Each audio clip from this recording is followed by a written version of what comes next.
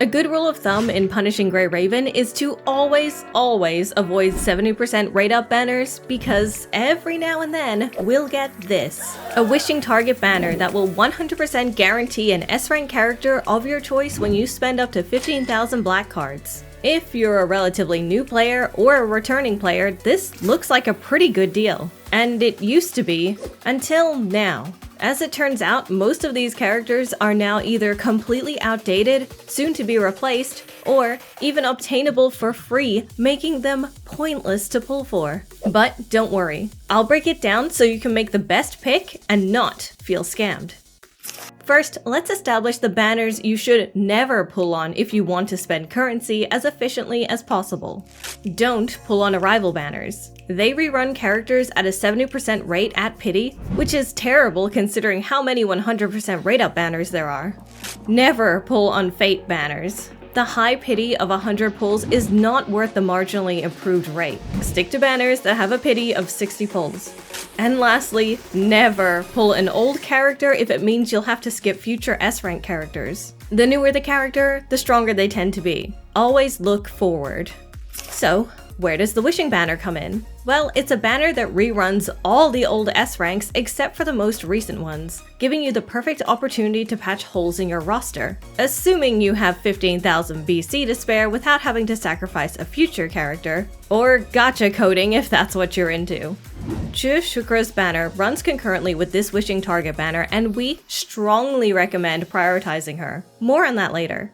If you do pull on this wishing banner, you're 100% guaranteed to get the character you target by 60 pulls. And if you don't get to 60, the pity will roll over to the next time it appears. Just keep in mind this banner only shows up about once or twice a year, so we don't recommend pulling unless you're prepared to hit pity. This time, the wishing target banner runs from December 21st, 2024 to January 9th, 2025. And it comes at a momentous time. After this patch ends, the global synchronization of PGR patches will begin, and the schedule will speed way up to catch with the Chinese server. In other words, new characters will come quicker, and old characters will become irrelevant sooner. This has a huge impact on which characters are worth it to acquire.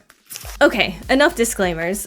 Got black cards to spare? Good. Let's take a look at all the characters on this banner and put each one that's currently meta under a microscope. If I don't mention a character here, just assume they're too old to be relevant and shouldn't be a consideration for meta purposes. Starting from the oldest character we're going to cover, Chrome Glory is an ice tank whose days are numbered. We already know he's going to be replaced by Wanshu Lucid Dreamer, who is leagues stronger than Glory, not to mention permanently free from dorm commissions. Not worth pulling. Vera Garnet is a lightning tank. I love her, but Garnet is old. She's going to be replaced by the monstrous Nanami Star Trail in the future, so that's that. Not worth pulling.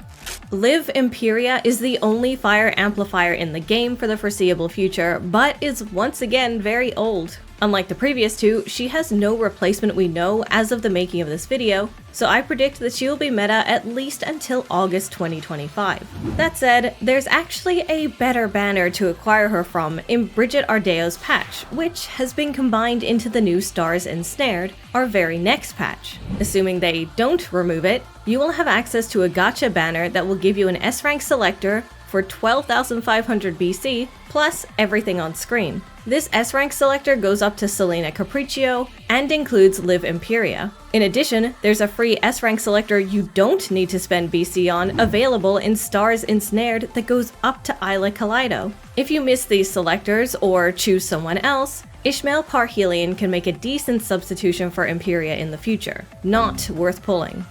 Selena Capriccio is a dark amplifier. Not only is she free from the game mode Recitativo di Fantasia, we know her days are numbered. She'll be replaced by Lilith Demonissa, another free character. In the meantime, just grab Capriccio for free to tide yourself over. Not worth pulling.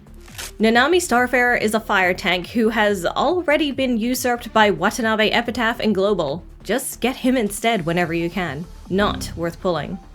Karenina Nashir is a dark tank who is feeling a bit outdated. She's due for a leap soon, but we don't know what the future holds for her beyond roughly August 2025. While Sheer is one of the better options you can acquire here, you can actually obtain her for free in the very next patch, as previously mentioned. In Stars Ensnared, you can acquire a free S-Rank selector up to Isla Kaleido by participating in the event Spring Song Boons. This is probably the best opportunity to pick up Sheer or Imperia if you're missing them, and it won't cost you a single BC. Not worth pulling.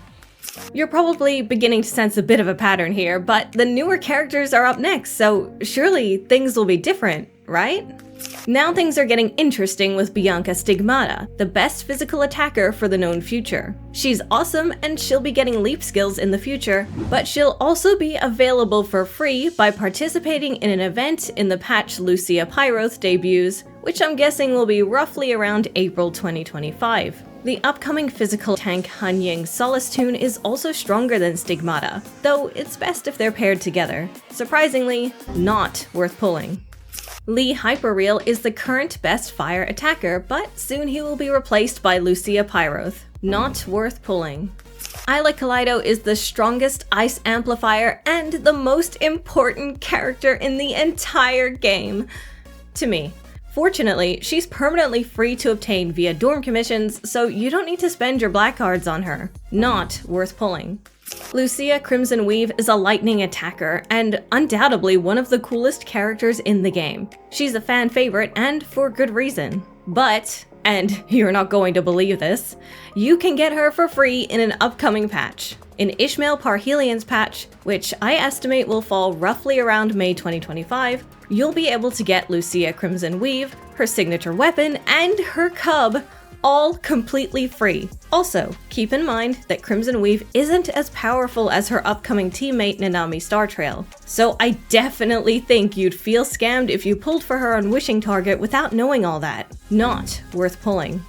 Number 21 Feral is the best and only lightning amplifier so far. Fortunately, she'll also be given away for free during Ishmael Parhelion's patch alongside Lucia Crimson Weave. Not worth pulling. Alyssa Echo is the best physical amplifier. Like Isla Kaleido, she's permanently free from dorm commission, so just pick her up there instead. Not worth pulling. And that brings us to Lamia Lost Lullaby, a dark attacker who is incredibly popular. She's a mermaid after all. As of now, she hasn't been power crept, and there's no good opportunity to get her in the foreseeable future besides this banner, so I can confidently say that if you have the spare BC and you're missing Lamia, she's the one you should pull for. Worth pulling.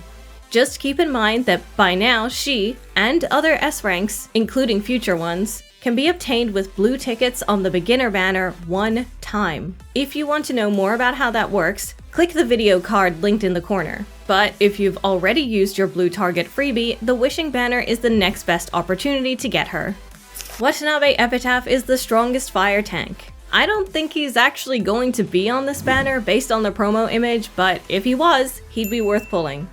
And finally, we have Chu Shukra. While she's not on the Wishing target banner, her banner does run alongside it, so you should definitely prioritize it. Why? Both of her teammates, Isla Kaleido and upcoming Wanshu Lucid Dreamer, are permanently free from dorm commissions. With just this one character, you can have a complete ice team, and that's pretty awesome for any player, especially anyone who's new or returning.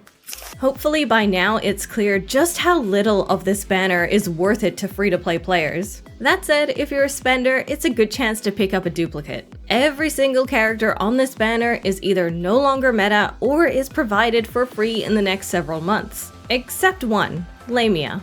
If you want any character that released before Isla Kaleido, avoid this Wishing target entirely and get them for free from a selector in a matter of weeks. If it weren't for the synchronization, some characters might be more worthwhile, but as it stands, this banner is practically a trap. Fortunately, now you won't get caught in it.